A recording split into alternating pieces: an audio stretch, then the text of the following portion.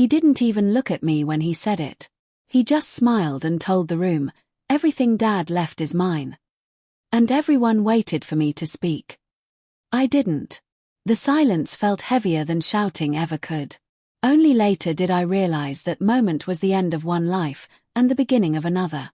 I'm 37. I work as a civil engineer in Jaipur. I've spent most of my adult life building things that other people live inside, while quietly avoiding building anything for myself. My brother Raghav is 2 years younger. Louder. Sharper. Always better at taking up space. We'd been a family for decades, but the distance between us didn't start that night. It had been growing for years, in small, forgettable ways. Missed calls. Decisions made without asking. Family plans discussed in rooms I wasn't invited into. I noticed.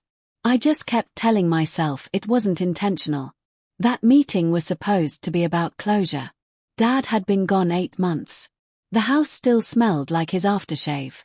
My mother sat at the head of the table, hands folded, eyes tired. There were papers neatly stacked in front of Raghav. He'd printed them himself. He cleared his throat and began talking about responsibility and efficiency. He spoke like someone who had already won.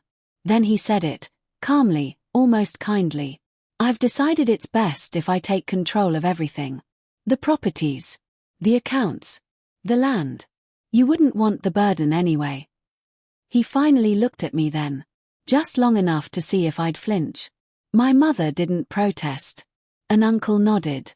Someone said, "He's practical." I felt heat crawl up my neck. Not anger. Something worse. Erasure. I asked one question. My voice surprised even me. "And my name?" Raghav didn't hesitate. "You were convenient when Dad needed help. But this isn't about feelings." That line landed harder than any insult. I waited for my mother to say something. She didn't. I waited for myself to stand up, raise my voice, demand fairness. Instead, I nodded. "Okay," I said. The room relaxed instantly. Papers slid across the table. A pen was pushed toward me. I didn't sign anything. I just stood up, said I needed air, and walked out. No one followed.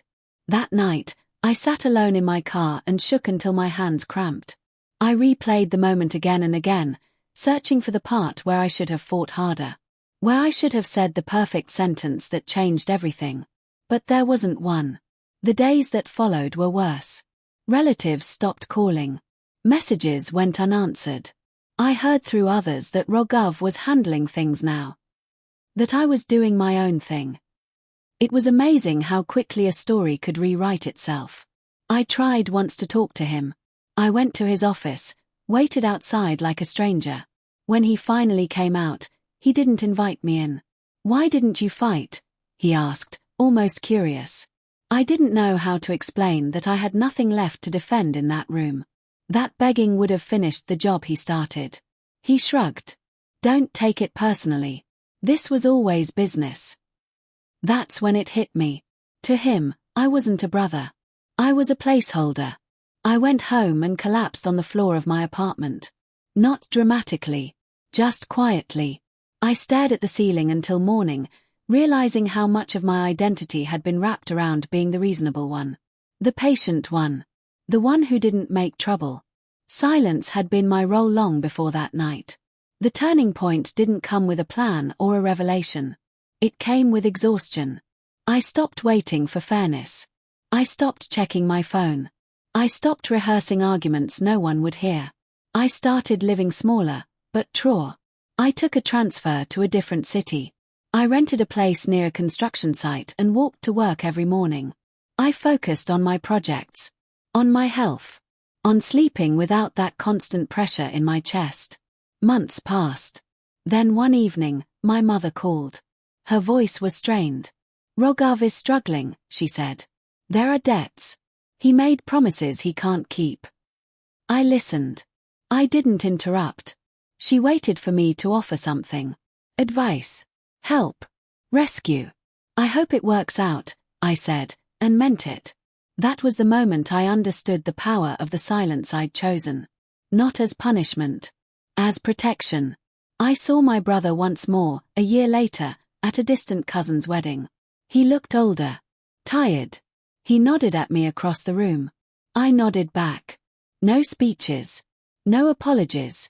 Just two people standing in the consequences of their choices. I didn't win anything back. I didn't reclaim my place at the table. But I reclaimed something else, myself.